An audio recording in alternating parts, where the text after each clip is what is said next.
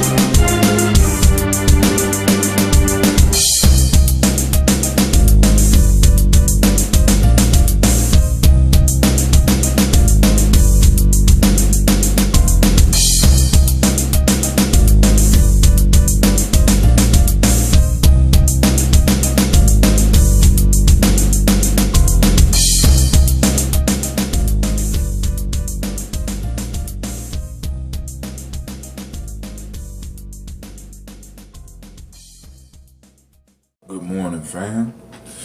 10 pounds lighter. My energy is coming back just a little bit. I don't know I do know what's going on. Shit, in day 9, that's what's going on. Shit, I got to make it through the day. Right? Day 9. I'm fasting. I'm just on that right now in this phase of the fast. I'm on that ambrosia. I'm on that water, family. I'm on it. I'm on it. I'm on it. And I'm like this, family. If I could do this extreme, you could do the little. Look, establish a system for your life. Build a system into your life. That's what it's about, right? That's where the success comes. Is you developing the best life. The best life is achieved through engagement with systematic processes. Remember that. Remember that, right? This is the wisdom of our ancestors, and they're talking to us, and they're reaching out to us, and all we got to do is reach back, family. Reach back. And I'm not saying that it's gonna be easy. I'm not saying that it's gonna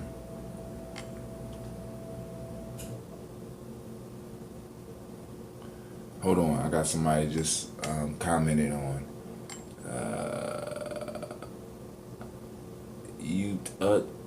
Magnesium, potassium, etc. are minerals there. Assumption that I don't necessarily trust about. All right, I'll talk with them about that later. But anyway, family, listen. You know what I'm saying? I tried to. I'm stressing, right? Part of what we're doing with this life care, with this self-mastery, is helping you master the part of your life that need to be mastered. And in order to do that, you got to set up systems. Your life is run by a system. And your goal is to escape that system and move into your own, which will change your vibration, which will change what you see, because you can't help but change your mind once you step outside of the system that you're in. Now, I'm not telling you to quit your job. You know what I'm saying? I'm not telling you to give up your friends. I'm not telling you to stop eating beef or pork if that's the shit that you into. I'm not telling you to stop smoking. I'm not telling you to do none of that shit. What I'm telling you to do is start establishing systems that are life-giving, right? That are based on life principles, right? Once you start, you're gonna really start understanding the power that's available to you. Right now, many of you are prisoners inside of other people's systems. If you up, you might be watching this on somebody else's time. You sold your time, right? You giving it away for pennies. You know what I'm saying? When your time is very, very valuable, because you'll never get it back. Right? So now, today, what we're gonna talk about? I got some research. I got the idea for this video from Vsauce, right? Because they had one episode where the dude was talking about the scapegoat, right? And I was listening. I'm like, God damn, this sound like me. This sound like my people. What the fuck? Scapegoat? Hey, whoa, right? So he went into it and he started talking about this thing called the mimetic. The mimetic. It's called mimetic. We'll find out, but it's a mimetic desire, right? And the scapegoat, right? The question is, are you operating in your life as a scapegoat for somebody else's system? See, because in order to hold systems together, especially when they ain't yours, requires a scapegoat. Especially the way it's set up right now. Now let's go through this real quick. Mimetic desire and scapegoat mechanism. This is from Culture, a journal of extraconscious perception. There's a little known French philosopher called Rene Girard, who has been quietly working away at the social theory that, if correct, has the potential to overturn everything we think we know about ourselves and the world we live in. In outlining this theory of mimetic desire, mimetic rivalry, and what he calls the scapegoat mechanism, Girard argues persuasively how sacrificial violence is the dark secret underpinning all human cultures. The scapegoat mechanism is the means by which a group transfers its collective hostility onto a single victim, discharging it and returning the group to unity. So basically, the scapegoat is the individual or the group of individuals that the larger group imprints their guilt, their shame, their anger upon, their aggression upon. And through applying this aggression and through making sacrifices of these individuals, listen what happens. Through discharging it and returning, it returns the group to unity. Collective they transfer its collective hostility onto the single victim, discharging it and returning the group to unity. So by sacrificing, by transferring the group's aggression onto this individual or this group that serves as the scapegoat, it allows the group to find unity. Black folks, that position sound familiar? Huh? How many scapegoats you done seen sacrificed on TV? And I don't mean to call my brothers scapegoats, but we got to look at it. Gotta look at it. Collective aggression, huh? Transferred onto an individual, huh? Ancient rituals. Ancient deep-seated rituals. See, a lot of us, we be getting caught up into this whole conspiracy thing, right? And yes, I hear you on the conspiracy piece, right? But this is the issue that I have with it. And I told y'all with this before. I am a conceited, arrogant motherfucker. And I find it hard to believe. You know what I'm saying? When I try to plan a surprise party for somebody, that shit falls through, right? I try to plan a party or an event, that shit falls through. You mean to tell me there's somebody out there so smart that they could plan 100 years? A conspiracy? For real? And shit don't happen? I'm too arrogant to believe there's a motherfucker out there like that. Because if man can do it, This is what one of my ancestors, Marcus Garvey, told me. If man can do it, if men have done it, man can do it. So if it can be done by one man, it can be done by me. It can be done by any of you out there. So I don't believe that there's a smart motherfucker like that. But I do believe there are undercurrents that are flowing. There's shit happening on the subconscious level that a lot of us can't see, right? That a lot of us, the currents that we can't really grasp, the shit going on, right? That's on autopilot, right? Because we got to understand, like I keep telling you, our conscious perception, our ego and shit is the youngest part of us. So there's a lot of shit going on in the universe that a lot of us can't see because we're seeing it through our ego eyes. But we got to understand our subconscious and our superconscious and our unconscious, or whatever you call it, the higher self, this shit has been around since the beginning of time. So there's a lot of undercurrents that's happening that a lot of us can't perceive because we're caught up into believing that we are capable of seeing everything just with these conscious eyes, just with our ego. When your ego is a baby, stop letting your baby run your life. That's what I'm saying. Plug in the systems. The stars got systems. The planet got systems. Galaxies got systems. Everything runs on a systematic process. But you, pull a system into your... Do some life care, my friend. Get on that Nguza Cyber Challenge. Just experiment to see if you could develop your own system. That's all I'm saying. Alright. Let's keep it going. As I've tried to outline above, American and other dominant groups' penchant for scapegoating is hardly a secret, but Girard's repositioned it from being a cultural artifact to being the cultural artifact.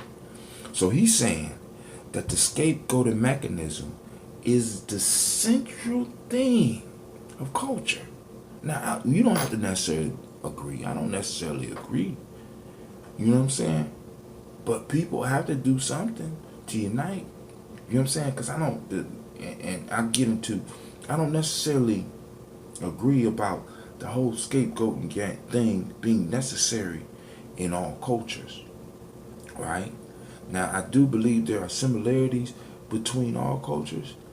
Right? But all cultures, I don't believe all cultures need to form around the idea of a scapegoat. Only the super hyper aggressive ones.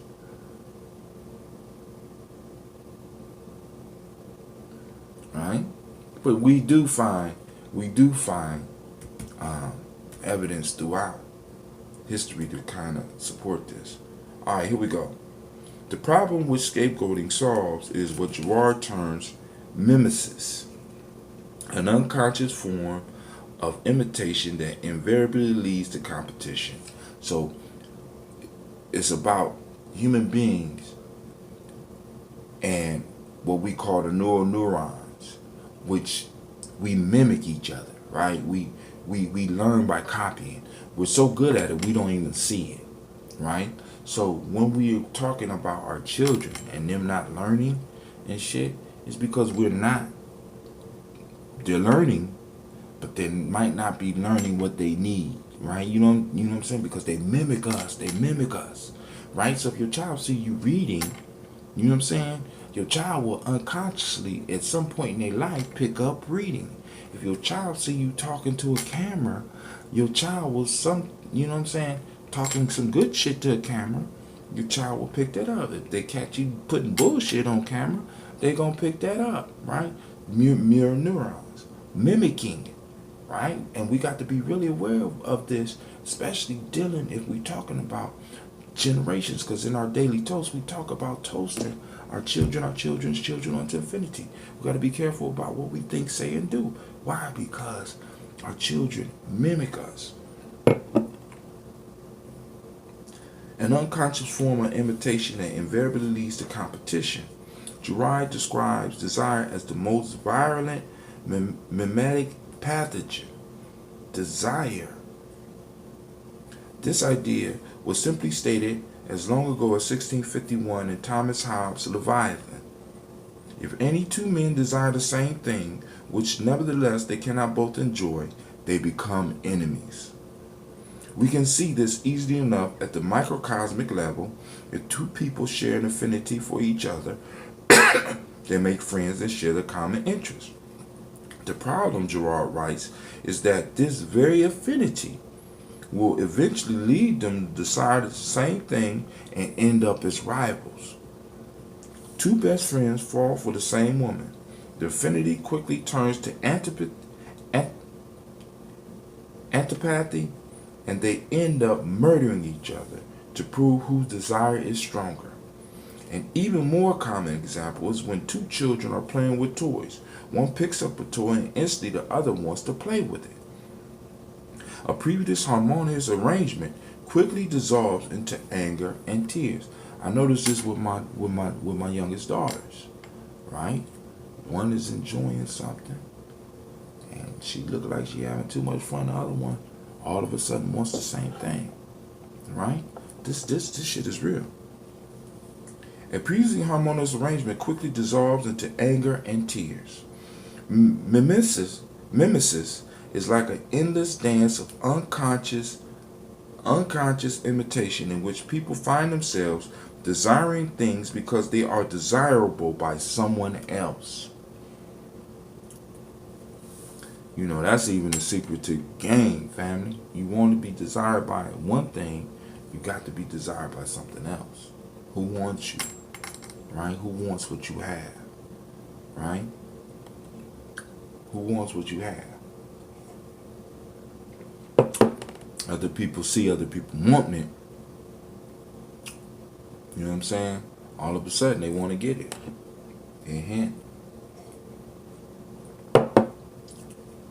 Keeping up with the Joneses. That's called keeping up with the Joneses, right? Mimetic desire aroused not by the object itself. Now check this out. Not by the object itself, but by the desire of the other for the object. So it's not even an object. It's the desire that's uplifted in the individual that wants what you got. Right? Have you ever seen the cases where individuals go into beef and they're beefing and the one kills the other and then all of a sudden the motherfucker surrenders because he don't even realize why he killed the person? Competition becomes its own end, and the object of desire becomes irrelevant as previously civil neighbors become consumed by rivalry. Gang warfare,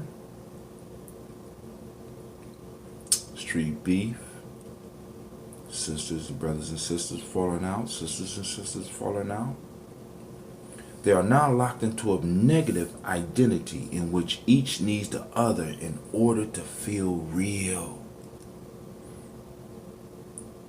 See, we have allowed ourselves to fall into the mind. We let's put it this way. We're operating in a system that requires us to have an alter ego to war against, or we're not real. We measure, like for example, you know how great you are by how many enemies you have, type shit. This idea is popular in movies such as cop hunter killers, doppelganger narratives, and in comic book characters like Batman and the Joker. Opposite sides of a single coin, strengthening and justifying each other through opposition. It is also seen everywhere we look, not quite so starkly drawn. Girard's theory extends this model to encompass and explain entire society. It argues that without these releases provided by sacrificial violence, mimetic desire leads inevitably to mimetic rivalry and will finally culminate in mimetic violence.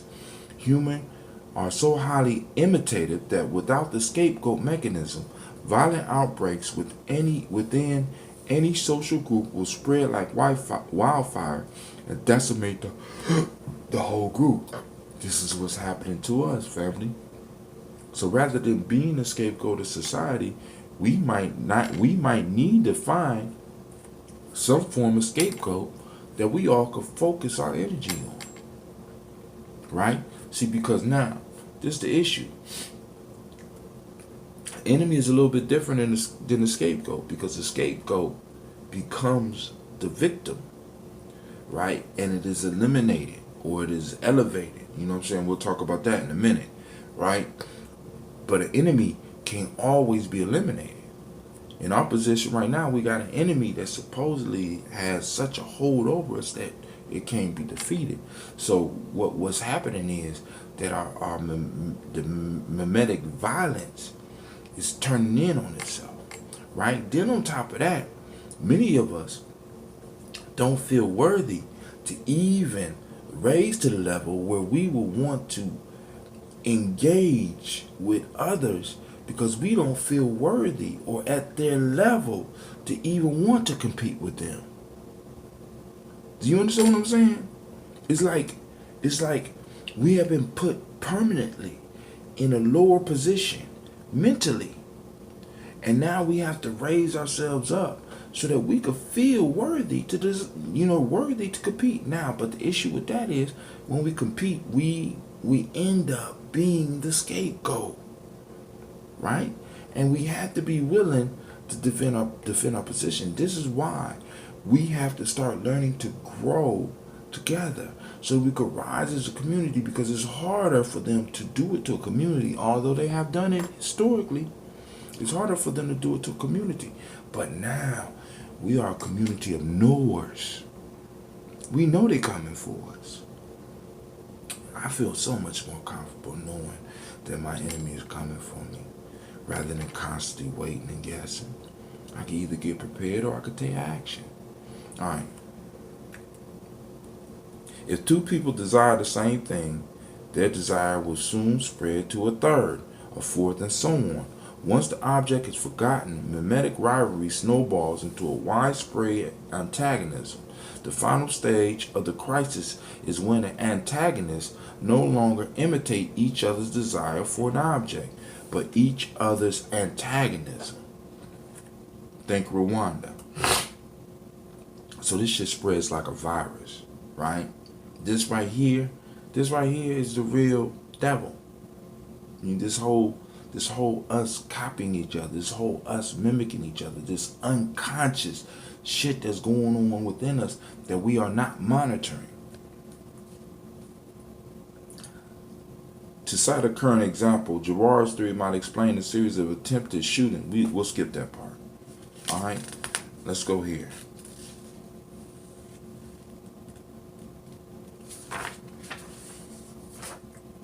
Mimetic theory originated with René Girard, a French polymath, which means multiple genius, whose seminal insights into the nature of human desire bridges diverse fields such as anthropology, literature criticism, religious studies, psychology, ethnology, sociology, philosophy, and others. One of the marks of genius is to notice something vitally important and seemingly obvious, but which never before had been recognized as important. Many of y'all children are geniuses, especially when it comes to them pointing out bullshit in your life. That's why y'all be getting on them. René Girard's great discovery is a potential Rosetta Stone for human sciences. The theory is, my fault, I'm reading the first one. I told you that one. This one, I didn't get where it was from.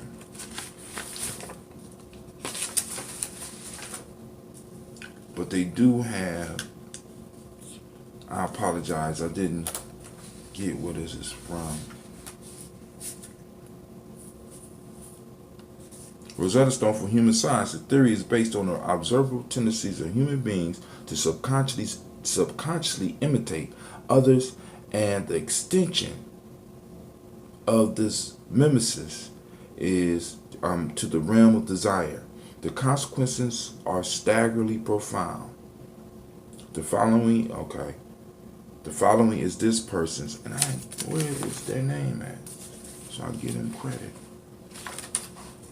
There's no name, but it's from an article called "Towards Shared Ignorance and Towards a Defective Reading of Plato." What is mimetic theory? So, all right. So this person runs through some stuff. So let's get through it. You know, I gotta do my little side thing. Shit. I want to give a person credit. Alright.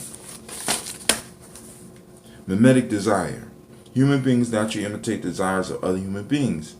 Have you noticed that? Obviously, yes. Humans' desire is, by and large, mediated desire. Girard calls this mimetic desire after the Greek word mimesis. Someone signals a desire for a particular thing, and now you discover that you want that thing. Most advertising works through this mechanism with demonstrated success. You and I are mimetic creatures. We copy without, you know what I'm saying, subconsciously we copy, right? Mirror neurons start to fire and we start to imitate, right? Those people that we look up to, those people that's around us, we pick up. And you can even see when an individual walk into a room, they begin to copy the gestures and even some of the language. Some of us got friends that are so good at it that they don't even notice they doing it. Like you walk into a room and you can even see this person's, not just their physical aspect change, you can see their mental state change, and you can also hear their diction change. Like if they walk into a room with people with an accent, they will pick up the accent. And you be like, what the fuck are you doing? Why are you being fake? They're not being fake. They are a little bit more mimetic than you are in that sense, all right? Mimetic desire. Human beings naturally imitate the desires of other human beings. Have you, oh, my fault. Yeah. Triangular desire. Let's look at this. Desires, as analyzed thus, has three participants: a desirer, an object of desire, and a model or mediator. All right, just two, a desire and an object. So why does it usually seem as if desire is just between you and the object? Because mimetic desire operates on a pre-rational level. That means before you start thinking. Neurological studies have shown that this reflective imitation is present even in newborns. The phenomenon is pre-conscious, grasped only after a later act of reflection of it at all. Think about this. You don't even know, some people don't even know they're doing it because they haven't been doing the self-reflection that we've been doing, far as those of us that's taking the challenge, because we got to reflect on ourselves, right? We got to start really looking at ourselves so that we can make sure that we're not falling into this trap, right? When we are desiring stuff simply because other people are desiring them, that we are copying people, right? Copying people, forming and building our own personal road to our personal hell. I want y'all to think about this shit. This shit right here will change your life, right? Who the fuck are you copying? What group are you copying? Who the fuck you trying to be like? You got to be clear on that. This is why myth, legends, and stories are important. Why? Because you get to identify your own heroes rather than unconsciously being given heroes, unconsciously given models to follow. And in those unconscious models that you are following, you are paving a road to death and destruction and destroying your own people. Not being conscious of this shit is culturally inappropriate. At least if you're going to be a culture builder, at least if you're going to be a nation builder, could it be that our fucking organizations are falling apart because we are not talking about this shit? We are not breaking this down. This is secret and sacred knowledge. Hold on. This shit, look, you think I'm playing? Go find one of your baby or a cousin or somebody young that can't even talk and start playing with them and start touching parts of your face and watch the baby start trying to imitate you. That's the mirror neurons firing. This is you come pre-programmed with this. This is how human beings survive. This is a necessity for survival and the development of culture. A necessity. Many of us are acting out in ways because we have not reflected and have not taken the time to realize that we are acting on behaviors that we are copying. Look at how some of the kids get mad. They get mad like some of the heroes on TV. They react like some of the people on TV. They're reacting to models or models that have been put before them for a culturally inappropriate culture. Think about the movies they putting out for your ass.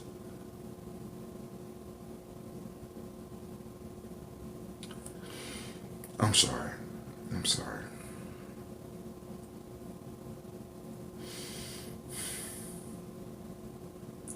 The phenomenon is preconscious, grasped only after a desire, and thus blind to the second-hand character of our desires.